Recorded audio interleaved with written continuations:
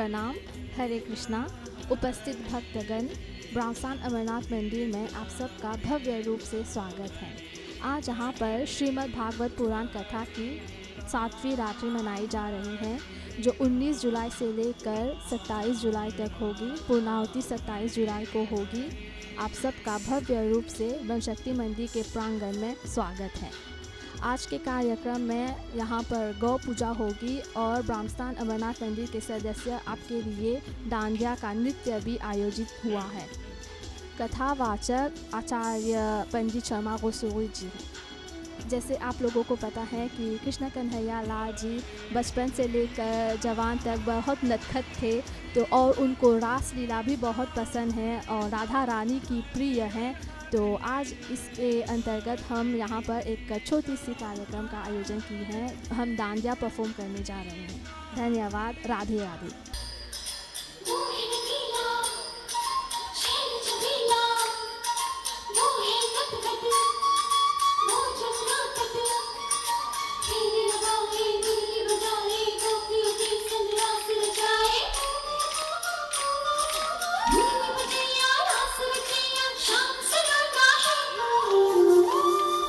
जो है अलबेला मदनैनो वाला, जिसकी दीवानी ब्रिज की हर बाला, वो किसना है, वो किसना है, वो किसना है, वो किसना है, किसना है।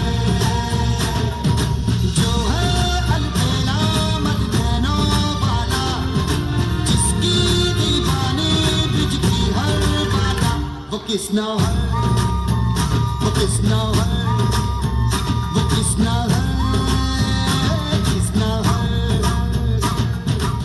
वो है अलबेला मदनैनो वाला, जिसकी दीवानी ब्रिज की हर बाला, वो किसना है, वो किसना है, वो किसना है, किसना।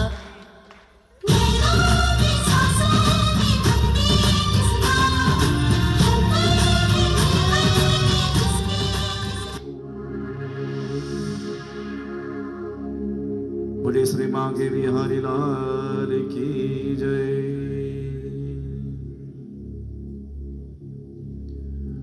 भगवान की अद्भुत कथा है। भगवान कृष्ण के बाल लीला में ही सुखदेव जी महाराज राजा परीक्षित को समझाते हुए कह रहे हैं कि हे परीक्षित, ये गोवर्धन की कथा आप श्रवण करें। इंद्र भगवान में कभी घमंड आ गया और उनके घमंड कैसे चूर होता है। दीपावली का समय आया, कार्तिक मास, कृष्ण पक्ष, अमावस्या तिथि, जहां पर हम दीपावली मनाते हैं।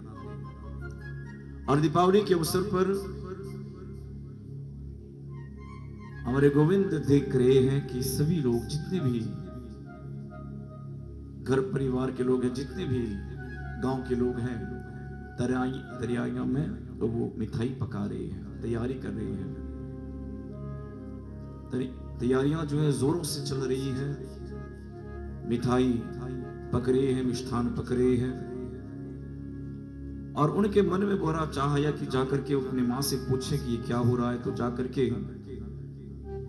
माँ यशोदा से पूछते हैं प्रभु कि देखिए माते, ये सब कुछ तैयारियां क्यों हो रही हैं।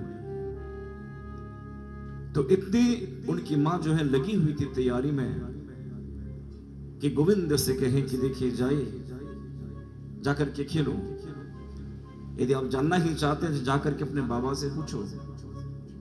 अब नंद बाबा भी तैयारी में लगे हुए हैं। दौरे दौरे जाते हैं, प्रभु जाकर के कहते हैं कि बाबा बताइए। मां ने तो बात टाल दी है, कम से कम आप तो बताइए ये सब कुछ क्या हो रहा है। तो नंद बाबा बताते हैं कि देखिए हे कृष्ण, जो भी तैयारियां हो रही है ये दीपावली के अवसर पर है, और इस अवसर पर हम भगवान इंद्र की पूजा करने वाले हैं। कान्हा ने पूछा क्यों? तो नंद बाबा बताते कि देखिए, यदि वर्षा न हो तो अनावृष्टि सूख जाएगी और घास हरा भरा नहीं होगा, और यदि घास हरा भरा ना हो तो गौओं को हम कैसे चराएंगे, और गौ की जो यदि खान पान न मिले तो दूध हम कैसे पाएंगे। इसलिए हमको महान मानते कि वो हमको वर्षा देते हैं और इनकी पूजा करना जरूरी है। और उस समय प्रभु बताते कि यदि इंद्र भगवान आपको पानी देते तो उनके पीछे परे रहते हैं, और ये गोवर्धन जो आपके सामने है, ये जो गिरी आपके सामने है, ये पर्वत आपके सामने है, इसमें तो सब कुछ है और यही हमको सब कुछ देते हैं। तो हम सोचते हैं कि ये उचित है कि हम उनकी पूजा करें। नंद बाबा कहते हैं कि गोपाल, इसमें तो ये पर्वत है, इसमें क्या प्रभु वास करते हैं? तो उस समय भगवान कृष्ण कहते हैं कि देखिए बाबा, यदि आप आजमाना चाहते हैं, कल हम इंद्र भगवान की पूजा नहीं करेंगे, बल्कि हम इस गिरी की पूजा करेंगे, पर्वत की पूजा करेंगे, गोवर्धन पर्वत। उस समय नंद बाबा मान लेते हैं बात को और सभी ब्रजवासियों को बुलाए, कहें कि देखिए हमारे लल्ला की ये उनकी ये प्रार्थना है कि हम इंद्र की पूजा कल न करें, बल्कि हम गिरी की पूजा करें, पर्वत की पूजा करें। तो उस समय बात सभी लोग मान लेते हैं नंद का। जैसे ही पूजा का समय आया, भगवान कृष्ण सभी को जुटा लिए और उस समय भगवान को षोडशोपचार से पूजा करना चाहिए। जब भी हम पूजा करते हैं तो षोडशोपचार का पूजा होता है। आगे जल दिया जाता है, तो वस्त्र दिया जाता है नहीं पूजा में, तो उनका चंदन दिया जाता है। भगवान की पूजा कैसे करेंगे? इंद्र भगवान की जब पूजा होती है, नंद बाबा बताते हैं गोपाल, जब इंद्र की पूजा हम करते तो षोडशोपचार के माध्यम से करते हैं, ताकि वो प्रसन्न हो और हमको वर्षा दे। और यहाँ पर हम कैसे पूजा करें बताइए? ये तो पर्वत है। प्रभु कहते कि ठहरिए बाबा, आप देखें ग्वाल बाल भी इच्छुक है, जितने भी लोग इच्छुक हैं। कहते ग्वाल बाल की यमुना से जल लाए, ऊपर से हम उसके ऊपर गिराएंगे। अब 1000 कलश के जल आकर के उसके ऊपर गिरा दिया गया। अब तो ये पर्वत है। अब ग्वाल बाल भी थक गए हैं, कान्हा हमारे जो हाथ है थक गए हैं, आप देखें। तो उसी समय भगवान बताते हैं कि आप चिंता मत करें। यहां पर यदि आप चाहते हैं कि हम उनके स्नान भरपूर करें, तो यही सही, आप सभी लोग अपने आंख को मूंद लें। गोपाल बताते हैं कि देखिए गंगा ये पर आकर के स्थित हो जाएगी,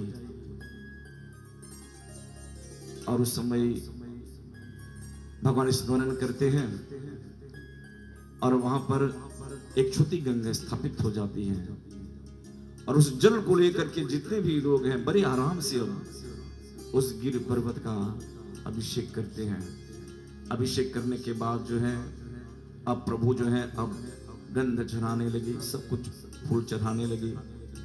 अब भोग चढ़ाने का समय जब आया, इतने पकवान जो पके हैं भगवान को चढ़ाने का, ये कौन खाएगा? इंद्र भगवान को जब हम चढ़ाते हैं गोपाल, तो हम एक पर्दे को डाल करके आगे में भगवान को भोग लगाते हैं।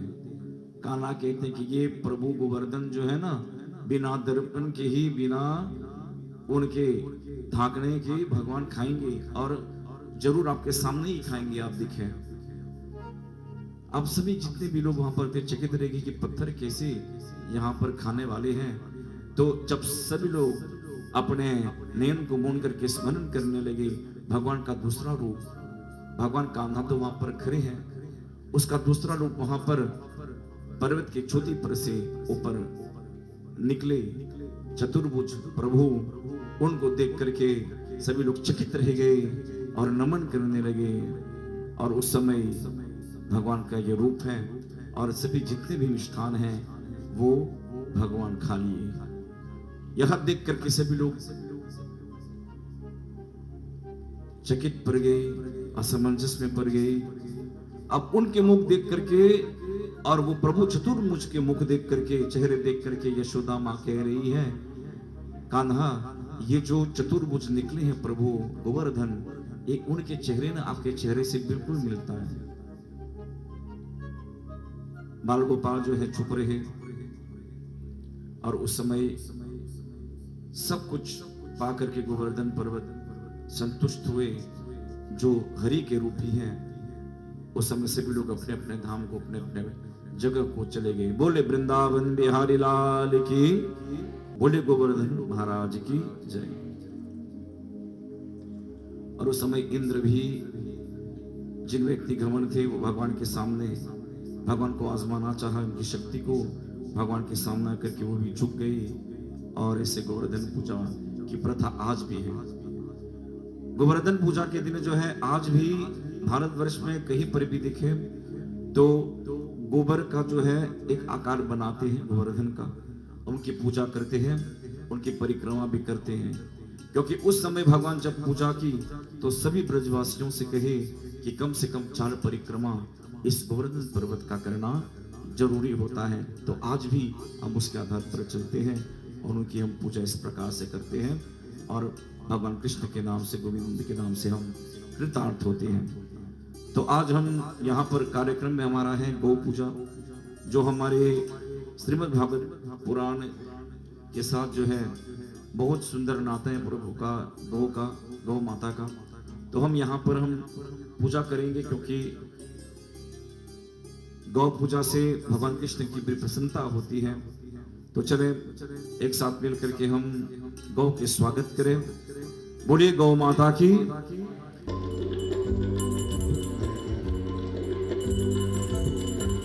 गोविंद बोलो हरि गोपाल बोलो,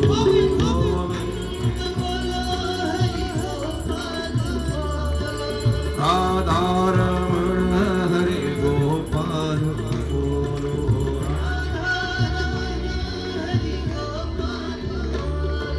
गोविंद बोलो हरि गोपाल बोलो,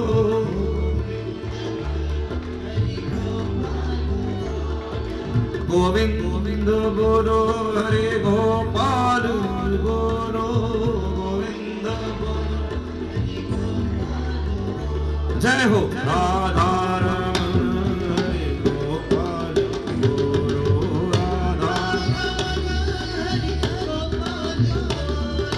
राधा रमण हरे गोपाल बोलो, राधा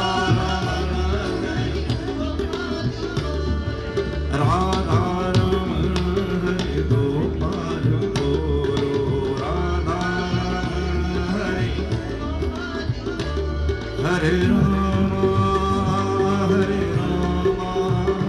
राम राम हरे हरे, हरे कृष्णा हरे कृष्णा, कृष्ण कृष्णा हरे हरे। बोले हरे राम राम राम हरे हरे, हरे कृष्णा कृष्ण कृष्ण हरे हरे। बोले गौ माता की, गौ माता की, गौ माता की। हरे राम राम राम हरे हरे, हरे कृष्णा कृष्ण कृष्ण हरे हरे, हरे राम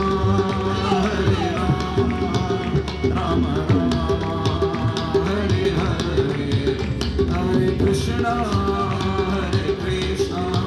कृष्ण कृष्ण हरे हरे, हरे राम राम हरे हरे हरे भाग्य बिहारी लाल की। तो यदि हम गौ माता खोले तो गौ माता स्वयं माँ का प्रतीक है, जो धरती माँ है, और वृषभ खोले तो वो धर्म है। और बताते चले कि यदि आप गौ की पूजा करें तो उनकी सारे अंगों में देवी देवताओं का वास होता है। कहा जाता है कि भगवान के मुख में चारों वेदों का वास है, उनकी सिंह पर भगवान शंकर का वास है, उनके उदर में कार्तिकेय महाराज का वास है, और उनके दांतों में गरुड़ महाराज, उनकी जीवा में सरस्वती माँ, उनके मूत्र में स्वयं गंगा जी बसी हुई है, उनके गोबर में मां लक्ष्मी वास किए हुए हैं, और उनके दक्षिण वास में वरुण एवं कुबेर, उनके वाम पाश में महाबली यक्ष वास किए हुए हैं, उनके रोमकूपों में ऋषिगण का वास है, पृष्ठ भाग में यमराज वास किए हुए हैं, और मुख के भीतर जो है गंधर्वों का वास है, नासिका के उग्र भाग में सर्प, और गोबर में स्वयं लक्ष्मी आपको बताया गया है, और उनके स्तनों में स्वयं वरुण, और उनकी पूंछ में हमेशा हम कहते हैं कि जो गौ की पूंछ होती है ना, उसको लेकर के हम अंगों में लगाते हैं, कोई को लेकर के किसी के सर पर मारते हैं। गौ की पूंछ में स्वयं बताया गया है कि हनुमान जी का वास होता है, और भगवान तो जानते हैं कि सर्व रोग के ऊपर प्रभु हमारी रक्षा करते हैं। इसीलिए जब आप गौ के दर्शन करें तो कम से कम उसकी पूंछ को लेकर के थोड़ा सा अपने मस्तक से लगा दें, जितने भी रोग हैं वो नष्ट होता है। उनके जो पैर हैं, उनकी तली जो धूल होता है, उसको लेकर के चारों जो उनके पैर होते हैं, उसके धूल यदि आप उनको लेकर के मस्तक से तिलक लगाएं तो चारों धाम को आप घूम करके चले आते हैं। ये गौ में इतनी क्षमता और महानता है, और भगवान इसीलिए कृष्ण भगवान गौ को पसंद करते हैं, जबकि सभी देवी देवताओं का वास उसमें होता है। जब भी गौ की आरती उतारें तो हमेशा आप उनकी पूंछ की तरफ ही उतारें, क्योंकि वहां पर लक्ष्मी का वास होता है। और तत्पश्चात जितने भी अंग हैं आप आरती उतारें, और अपने दाएं हाथ से उनके पीठ पर जरूर आप अपने हाथ को लगाएं, ताकि जितने भी हमारे ग्रह हैं, जितने भी हमारे दोष हैं वो नाश हो। कभी यदि आपके अनेक प्रकार के ग्रह आपको ग्रसित किए हुए हैं, राहु केतु शनि या कुछ भी, तो कहा जाता है कि काली गाय की पूजा करने से ये सब कुछ नष्ट हो जाता है। हाथी घोड़ा पाल की जय कन्हैया लाल की, हाथी घोड़ा पाल की जय कन्हैया लाल की, हाथी घोड़ा पाल की जय कन्हैया लाल की, हाथी घोड़ा पाल की जय कन्हैया लाल की, ब्रज में आनंद भयो जय कन्हैया लाल की, ब्रज में आनंद करो जय कन्हैया लाल की, जय कन्हैया लाल की, जय कन्हैया लाल की, जय कन्हैया लाल की, जय कन्हैया लाल की, जय कन्हैया लाल की, जय यशोदा लाल की, जय कन्हैया लाल की, जय यशोदा लाल की, जय कन्हैया लाल की, जय यशोदा लाल की, जय कन्हैया लाल की, जय यशोदा लाल की, हाथी घोड़ा पाल की जय कन्हैया लाल की, हाथी घोड़ा पाल की जय कन्हैया लाल की। वैसे तो हम सुने होंगे और देखे होंगे, जब जब हम पूजा करते हैं तो कहते हैं जय श्री राधे। और राधे कौन है? राधा को कहा गया है। और भगवान की असल में उनकी जो विवाह है, भगवान की जो विवाह है भगवान कृष्ण का, असल में देखे तो उनकी जो विवाह है, शादी है, वो रुक्मिणी के साथ हुई है।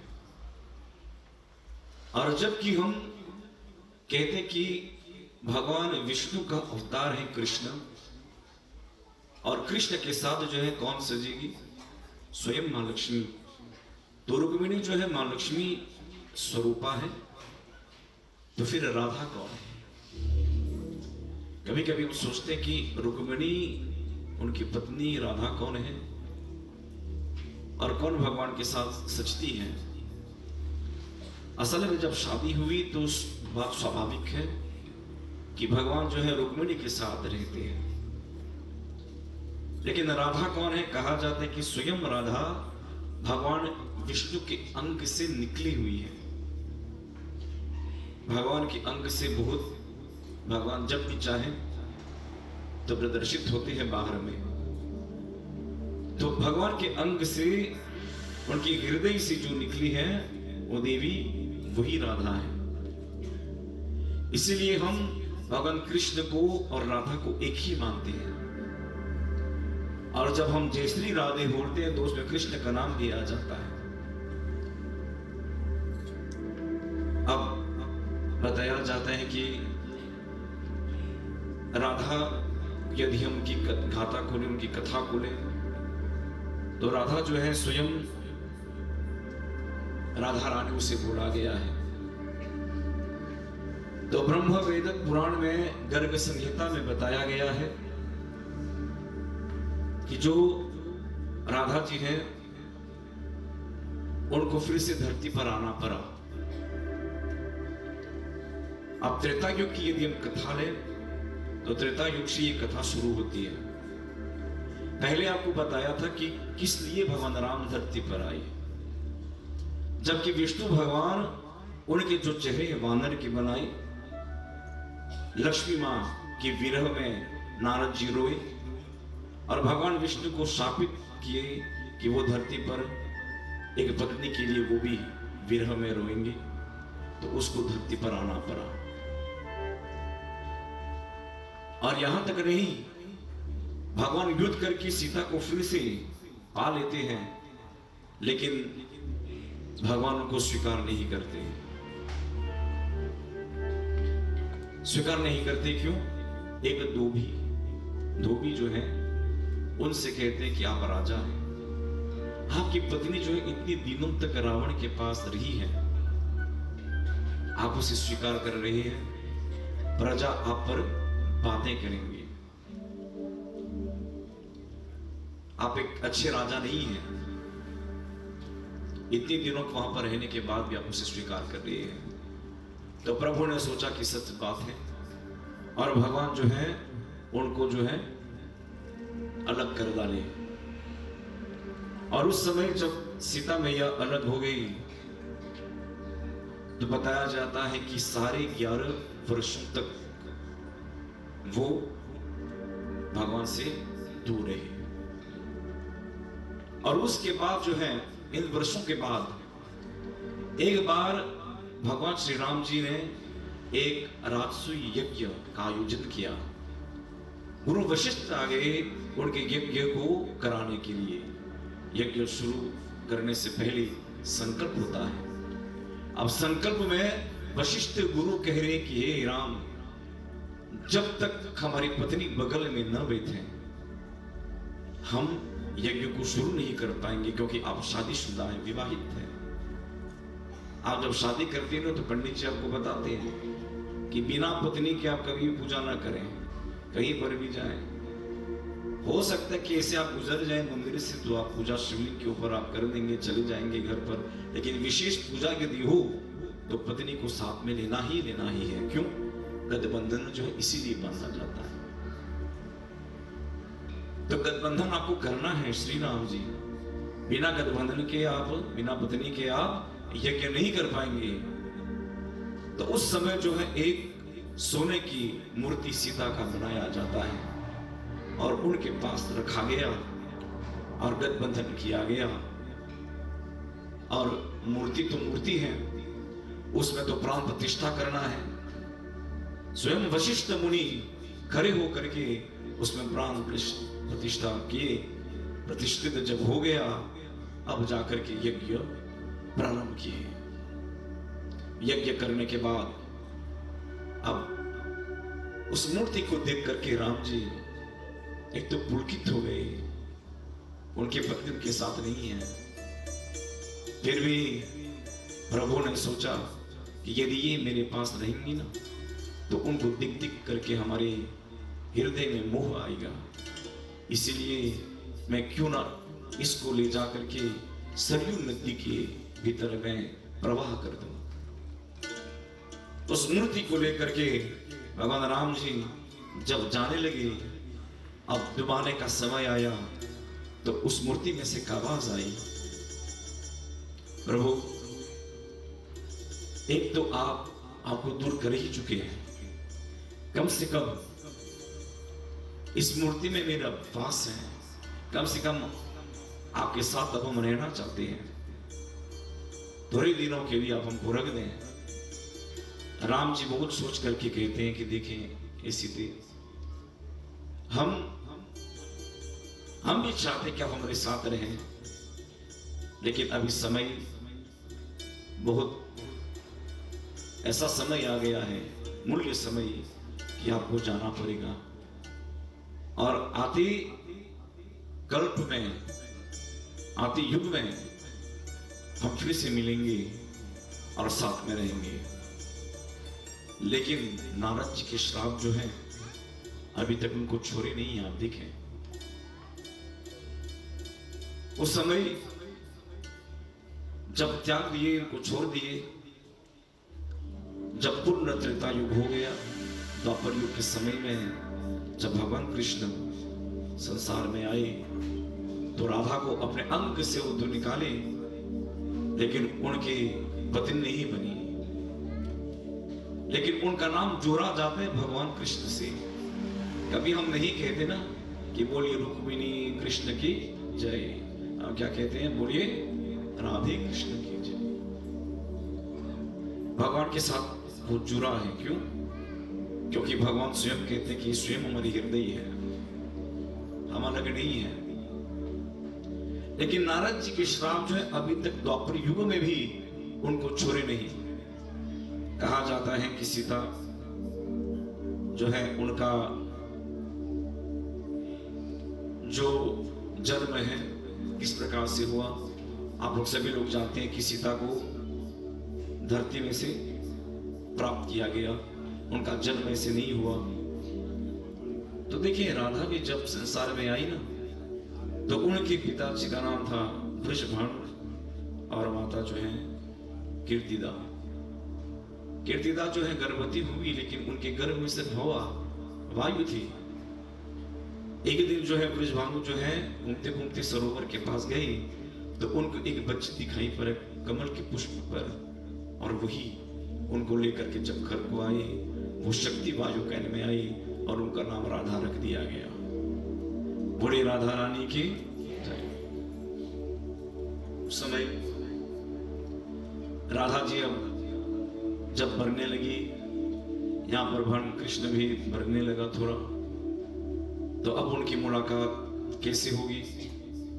एक दिन घूमते घूमते राधा जो है सखिया के साथ वो घूमते घूमते राधा रानी एक नदी के पास पहुंचे। ललिता जो है उनकी मुख्य सखी थी, उनसे पूछती है कि ये कौन सी नदी है, तो बताती कि यमुना है। और ललिता ने क्या किया, कमल के फूल उठा करके कहते हैं कि ये फूल जो है बिल्कुल जो है रंग जो हमारे कृष्ण के रंग की तरह है। अब कृष्ण नाम सुन करके पहली बार उनके हृदय में कुछ हुआ कि कृष्ण कोई है। जाकर के जब घर को गए तो उनके दरबार से एक चित्र नाम की चित्र बनाने वाली चित्रकारी जो है एक बार नंदगांव को जाकर के भगवान के चित्र को बना करके लाए। जब वो देखा तो पूछा तो कहते ये कृष्ण है। तो उनकी मुलाकात ऐसे भगवान के साथ जब नंदगांव को गई तो उनके साथ मुलाकात हो गई। गोपियों में सर्वश्रेष्ठ गोपी जो है राधा को ही माना गया है। और जब भी रासलीला हुई भगवान के मुरली में वो हमेशा मोहित हुई है।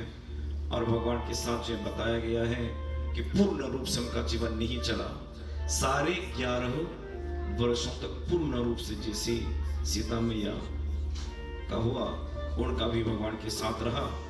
और फिर से भगवान जब चले गए तो फिर से उनकी मुलाकात नहीं हुई। तो ये राधा रानी जो है भगवान के अपने हृदय से वो निकली है। भगवान कहीं पर भी हो तो कहते कि हम राधा से दूर नहीं है। और कोई कोई लोग कहते हैं कि राधा रानी क्या भगवान के साथ उनकी शादी हुई है। तो बताया गया है कि सचमुच में यदि आप देखें तो गर्ग संहिता में बताया गया है कि उनकी शादी हुई है। भगवान चोरी से राधा के साथ शादी की है। कब? ब्रह्मा जी स्वयं पुरोहित हुए। ब्रह्मा जी उनको ले जाकर के कहा जाता है कि वृंदावन में एक स्थान है जिनको हम बांधेर वन कहते हैं, और राधा एवं कृष्ण की शादी वहां पर करवाया गया। तो ये कहीं पर लिखा है, कहीं पर लिखा नहीं है, लेकिन गर्ग संहिता में और ब्रह्म वैवर्त पुराण में ये व्याख्या मिलता है। तो चले एक छोटी सी वंदना के बाद हम चलते हैं आगे, कथा को भी चलेंगे जहाँ पर हम भगवान कृष्ण सुदामा की कथा चरित्र आपको सुनाने वाले हैं। बोले श्री कृष्ण कन्हैया लाल की जय।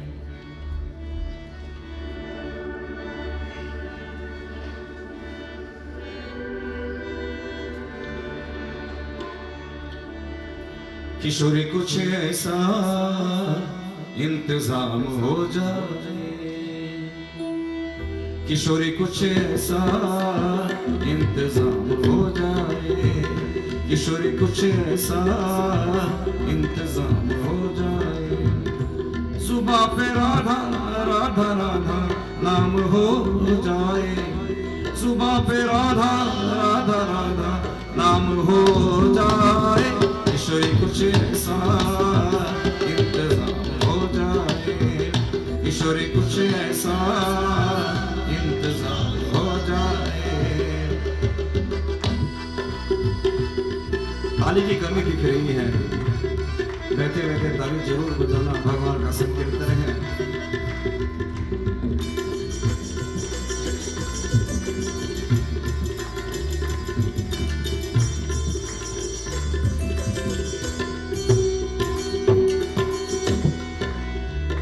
किशोरी कुछ ऐसा इंतजाम हो जाए, किशोरी कुछ ऐसा इंतजाम हो जाए। सुबह पे राधा राधा राधा नाम हो जाए, सुबह पे राधा राधा राधा नाम हो जाए। किशोरी कुछ ऐसा इंतजाम हो जाए, किशोरी कुछ ऐसा इंतजाम हो जाए, इंतजाम हो जाए, इंतजाम हो जाए, इंतजाम हो जाए। बड़े वृंदावन बिहारी लाल की। कभी कभी हम सोचते कि सुदामा भगवान का प्रिय सखा मित्र, जितने भी माखन चोरी हुई है, जितने भी भगवान की बाल लीला प्रदर्शित हुई आज तक, उसमें सुदामा का जो है नाम असली नाम है श्रीदामा है। और ब्राह्मण कुल में इनका जन्म हुआ। भगवान के प्रिय सखा युवावस्था में एक बार सुदामा भगवान कृष्ण के साथ वन की ओर बढ़ गए। वो वन की ओर बढ़ गए, बढ़ते बढ़ते बढ़ते बढ़ते चलते चलते मौसम जो है बिगड़ गया और तूफानी मौसम छा गया। उस समय जब बढ़ते बढ़ते गया ना, तो उस समय जब तूफानी मौसम आ गया वो कहीं पर छिप गए, एक पेड़ के तले बैठ गए और भगवान कृष्ण को एकदम भूख लग गई। भगवान सुदामा से कहते हैं कि सुदामा, हमको जोरों की भूख लगी और यहाँ पर पेड़ पर भी कोई फल नहीं दिख रहा है। आपके जो घर है थोड़ा ज्यादा समीप है, करीब है, क्या घर जाकर के आप थोड़ा सा कुछ लेकर के आ सकते हैं ताकि हमारी शुदा जो है भर जाए। उस समय सुदामा कहते कि हाँ प्रभु, इसमें कौन सी बड़ी बात है। बेचारा लंगड़ा था सुदामा, दौड़े दौड़े घर को गए। घर को जाते ही कहते हैं कि हे माते, कान्हा भूखा है, कुछ मिल जाए तो अच्छी बात होगी। और उस समय घर में कुछ तंदुल था। तंदुल का मतलब है चना और चावल जो हम भिगो करके रखते हैं। ये तंदुल जो है जाकर के कान्हा को दे दो, लेकिन बात याद रखो कि घर में यही है, जो है सो है, लेकर के कान्हा भूखा है, जाकर के दे दो। अपने अंगोछे में सुदामा वो बांधता है और दौड़ी दौड़ी फिर से उसी रास्ते को पकड़ करके आने लगे। बीच रास्ते में आते आते सुदामा सोचने लगा कि मैं यदि कान्हा को ये दे दूं तो हमारे घर में तो यही है, मैं क्या खाऊं, तो हम भूखे पड़ जाएंगे। और ऐसे सोच विचार करते हुए सुदामा उस जगह पर पहुंचने जहां पर प्रभु बैठे थे और जाकर के उनके समीप बैठ गए। हाँप रही है, दौड़े दौड़े आ रहे हैं। प्रभु कहते हैं कि सुदामा कुछ मिला? तो सुदामा बताते हैं कि प्रभु हमारे घर में तो कुछ नहीं है, झूठ बोल दिया। शुरू से हम आपसे कह रहे हैं कि भगवान का नाम से हम हमेशा उनके नाम से एक शब्द को जोड़ते हैं जिनको हम बताते हैं सत्य। यदि एक मनुष्य छल कपट और झूठ को अपना ले, वो सबसे गरीब मनुष्य हुई है संसार में। तो उस झूठ को बनाते हैं सुदामा। कहते हैं कि प्रभु घर में कुछ नहीं है। प्रभु कहते हैं ठीक बात है। अपने सर को लिए प्रभु उनके कांधे पर रख दिए। प्रभु की आंख लग गई। आंख लगने में और सोने में दो बात है। रात को हम सोते हैं जोरदार, और कभी दिन में थकान दूर करते तो आंख लगती है। तो आंख लग गई, थकान दूर हो रहा है प्रभु का। सुदामा सोचता है कि प्रभु सो गए और खुद तंडुल निकाल करके धीरे धीरे अपने मुख में डाल करके वो चबाने लगा। अब कच्चा चावल या कुछ कच्चा हो तो आवाज दूर तक आती है। आपकी पत्नी यदि घर में कच्चा चावल खाए ना तो उस कमरे में आपको पता चल जाता है। क्यों? क्योंकि उसमें से आवाज आती है। तो आवाज भगवान के कान जो उनके समीप है, एक तो आवाज उनके कान में आ रही है और एक तो उनके बाहें जो हिल रहे हैं। प्रभु नयन को नहीं खोले। सुदामा आप कुछ खा रहे हैं क्या? दोबारा झूठ। नहीं प्रभु, हमारे ठंड से हमारे शरीर कांप रहा है। उस समय प्रभु जान गए कि वो झूठ बोल रहा है। प्रभु अपने नयन को खोलते नहीं। क्यों? क्योंकि यदि अपने नयन को खोलेंगे तो सुदामा लज्जित हो जाएगा। प्रभु कहते हैं कि जाने दे। और प्रभु की क्षमता यही है, उनकी बड़प्पन यही है कि वो नयन को नहीं खोले। और उसमें जो झूठ बोले सुदामा, झूठ बोल करके वो तो खा लिए। प्रभु कहते हैं कि सुदामा आप अपने घर को जाइए, मैं भी चलता हूं। उसी दिन से दोनों मित्र बिछड़ जाते हैं। अब लोग बताते हैं कि भगवान के मित्र होते हुए सुदामा इतने गरीब क्यों हैं? तो यही कथा है जो चलती है। भगवान जब विवाह करके अपने धाम को चले गए, यहां पर सुदामा जी की भी शादी हो गई। सुशीला नाम की कन्या उनके घर में आई, उनके बाल बच्चे भी हुए, लेकिन एकदम गरीबी उनके घर में, दरिद्रता। एक बार जो है घर में ऐसे अवस्था आई कि 3 दिनों तक चूल्हा जले रहे। रात्रि में पत्नी को भूख लगी, बच्चों को थोड़ा थोड़ा दूध पिला करके भगवान की कथा सुना करके सुदामा रोज सुला दिए। जब दिन आए उनकी पत्नी को भूख लगी, रात्रि में मध्य रात्रि में उनके पति को उठाए, स्वामी उठे, जोरों की भूख लगी है। सुदामा खड़े हो गए, जाकर के पात्र में जब देखे तो एक दाना धान भरा हुआ था, चावल, उसको लेकर के आए और उस एक दाने के टुकड़े करके आधे आधे, वो आधा उनको दिया, आधे वो लेकर के खा करके पानी पी लिए। अब उनकी पत्नी सुशीला बताती है कि हे स्वामी, आप इतनी गरीब हम क्यों हैं? अब हम कभी आपसे पूछे नहीं, लेकिन बात आज हम पूछने वाले हैं कि इतनी दरिद्रता हमारे पास क्यों है? जो भी भगवान के भक्त होते हैं भगवान को निराश नहीं करते, और आपके पास लक्ष्मी की कमी इतनी क्यों है? सुदामा हंस करके बोलते हैं कि देखिए प्रिय, मैं तो, सभी लोग लक्ष्मी की पूजा करते हैं, उनके पीछे भागते हैं, और मैं जो लक्ष्मी जिनकी पूजा करते हैं मैं उनकी पूजा करता हूं, और वो है प्रभु गोविंद। ओम नमो भगवते वासुदेव का जप मैं निरंतर जप करता हूं, लेकिन भाग्य का लिखा हुआ कोई मिटा नहीं सकता। यदि भगवान चाहते, प्रभु चाहते हैं कि सुख के बदले हमको दुख दें, आप प्रतिरोज भगवान से प्रार्थना करते हैं कि वो दुख सहने की शक्ति हमारे अंदर लाए। हम भगवान के भक्त जरूर हैं, लेकिन हम लक्ष्मी के पीछे नहीं भागते। और उस समय उनके पत्नी उनको देख करके कहते हैं कि स्वामी, ये तो ठीक बात है, आज बच्चे लोग सो गए, कल क्या करेंगे? कोई ना कोई तो उपाय चाहिए। तो उस समय भगवान के ध्यान करते हुए बताते हैं कि देखिए, आप क्या चाहती हैं बताइए। तो सुशीला बताते हैं कि आप अपने मित्र से क्यों मिल करके नहीं आते?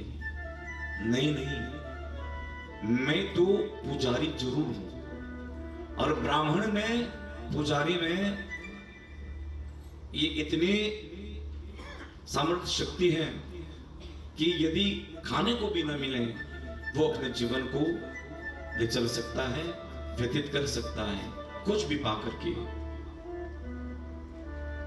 मैं भिक्षुक जरूर हूं, यदि ब्राह्मण को कुछ भी न मिले तो भले ही वो भीख मांग करके अपने जीवन को व्यतीत करता है। जब किसी का जनेऊ होता है ना, किसी आपका, आप देखें जनेऊ में आप जब आप जाते हैं उपनयन संस्कार में, तो उस बच्चे को हम कहते हैं कि जाकर के भीख मांग करके लाइए। भिक्षुक भी आप बने, क्योंकि हो सकता है अवस्था ऐसे हो हमारे घर में कुछ न हो जहां पर हमको भीख भी मांगना पड़े, तो ये ब्राह्मण करता है।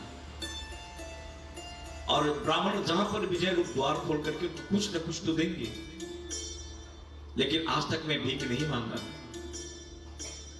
और गुजारा तो हो रहा है। तो उस समय उनकी पत्नी बताते हैं कि देखिए स्वामी, भीख मांगने के लिए मैं ना कहूं, आप जाइए, अपने आपका मित्र है, बचपन का मित्र है, उनसे मिल करके जरूर आइए। बहुत दिनों तक नहीं मिले हैं, बात मान लिए। अब सोचते सोचते सुदामा कहते हैं कि प्रिय, मैं उनके द्वार पर जाऊं, लेकिन जब मैं उनके द्वार पर जाऊं ना, तो खाली हाथ कैसे जाऊं? हमारे पास तो कुछ नहीं है। अब पत्नी सोच रही कि बड़े बहुत जिद करने के बाद सुदामा जी भी माने हैं, तो मैं कुछ न कुछ तो बंदोबस्त करूंगी। चतुर थी सुशीला। सवेरे उठ करके उन्होंने क्या किया, 4 ब्राह्मणों के घर में जाकर के वो थोड़ा थोड़ा धान मांगे और कहे कि देखिए, मिलने पर हम आपको लौटा देंगे। और जो घर है, 4 घर जो, उनको वो इनकार नहीं किए, उनको दे दिए ला करके। अब ये चावल वो भेजना चाहता है भगवान कृष्ण को। अब कैसे भेजें, किस पात्र में डालें? सुदामा का एक फटा हुआ धोती लेकर के वो फाड़ करके वो उस चावल को उसमें डाल करके और बांध दी अच्छी तरह से, पुतली बना करके बांध करके। यही भगवान का तोहफा है। उनकी बहन है, जाकर के दे देना। सवेरे उठ करके बड़े आराम से, पैरों में कुछ पहने हुए नहीं है, न खराव है, फतेह धोती है, फतेह अंगूछे है, चौथी बांधे हुए सुदामा ब्राह्मण अपने लकड़ी को लेकर के देखते हुए अब चलेंगे द्वारिका, जहां पर भगवान का वास है, रुक्मिणी के साथ जहां पर भगवान वास करते हैं। अब बड़ी दूर नगरी है, कैसे जाएंगे? विचार करके भगवान को सोचते सोचते बचपन में कहने लगे, दूर नगरी रे बड़ी दूर नगरी, दूर नगरी रे बड़ी दूर नगरी, कैसे आऊं रे कन्हाई, कैसे आऊं नंद लाला, तेरे गोकुल नगरी बड़ी दूर नगरी, दूर नगरी रे बड़ी दूर नगरी, दूर नगरी रे बड़ी दूर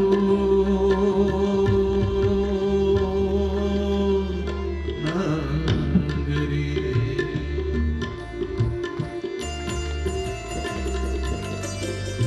दुखी है सुदामा, लेकिन आनंद है बदन में, भगवान के दर्शन के लिए जा रहे हैं। भले कैसे आनंदित ना हो, बड़े ही मन में चाव है भगवान को देखने का। उनके पैरों में छाले पड़ रहे हैं, लेकिन चल रहा है। रात को आऊं कान्हा, सुदामा सोच रहे हैं यदि प्रभु हमसे मिलेंगे ना तो पूछेंगे इतने दिनों तक हम कहाँ थे, तो हम प्रभु को क्या बताएंगे? तो समय बहाना बनाता है सुदामा।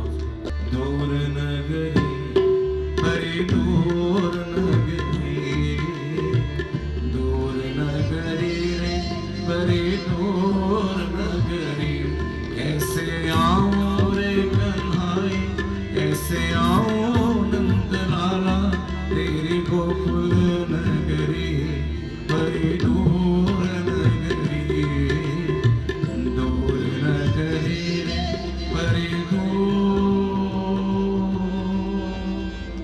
नगरी।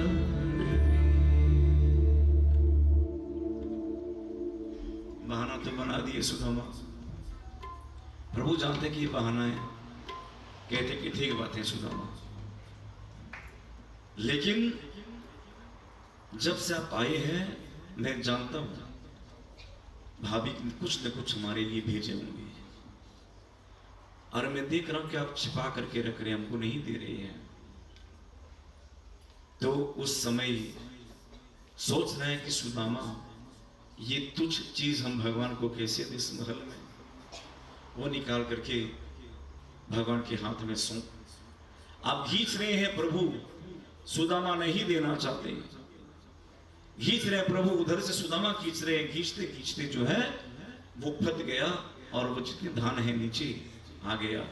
भगवान झट से उसके ऊपर टूट पड़े, जैसे कि भूखा को अभी कितने दिनों तक भोजन नहीं मिला, वैसे प्रभु उस चावल को इकट्ठे करने लगे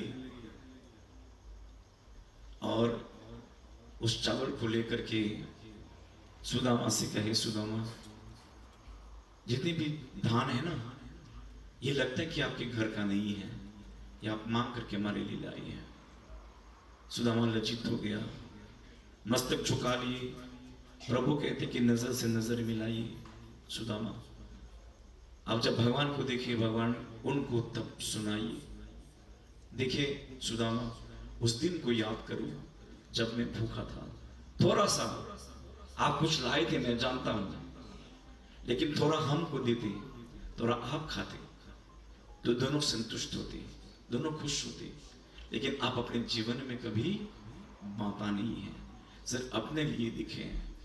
और जो मनुष्य अपने लिए देखता है वो करोड़पति होने पर भी वो कंगालपति होता है, और जो मनुष्य 1 रुपये में से थोड़ा सा निकाल करके किसी दुखी को दे दें, वो सबसे अमीर मनुष्य वही होता है। बोले कृष्ण कन्हैया लाल की। कर्पूर गौरम करुणावतारम संसार सारम भुजगेन्द्रहारम सदा संतम हृदयारविंदे भावं भारि सहितं नमामि। भावं भारि सहितं नमामि।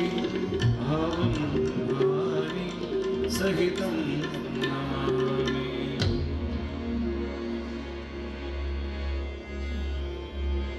भागवत भगवान की है आरती, भक्तों को भव सिंधु से है तारती।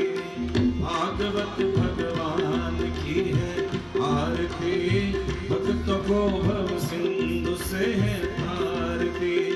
भागवत भगवान की है आरती, भक्तों को भव सिंधु से है तारती। अच्युतं केशवं कृष्ण दामोदरं हरि, श्रीधरं माधवं वासुदेवं हरि हरि। अच्युतं केशवं कृष्ण दामोदरं हरि, श्रीधरं माधवं वासुदेवं हरि हरि।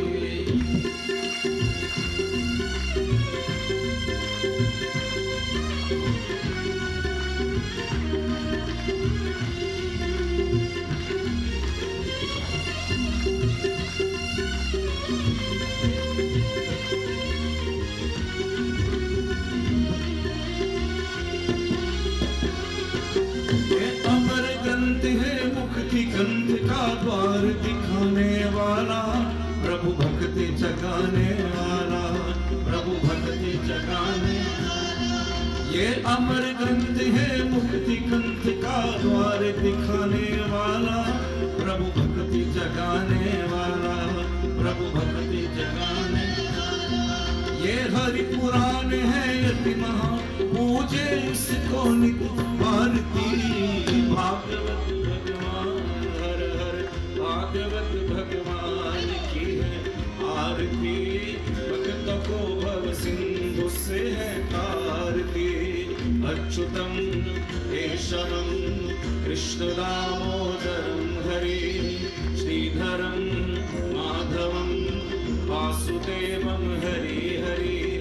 अच्युतं केशवं कृष्ण दामोदरं हरि, श्रीधरं माधवं वासुदेवं हरि हरि।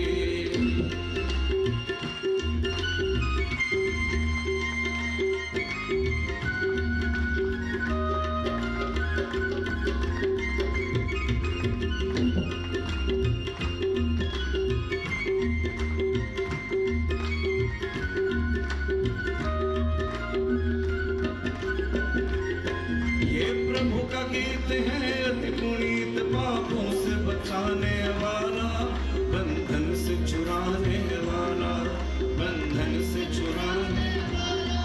ये प्रभु का गीत है अति पुनीत, पापों से बचाने वाला, बंधन से छुड़ाने वाला, बंधन से छुड़ाने वाला। आरती नहीं सारती है ये हर संकट को आरती।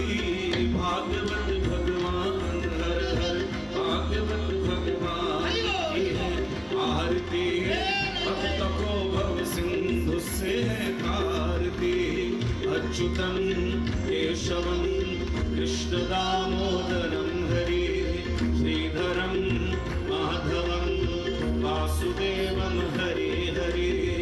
अच्युतं केशवं कृष्ण दामोदरं हरि, श्रीधरं माधवं वासुदेवं हरि हरि।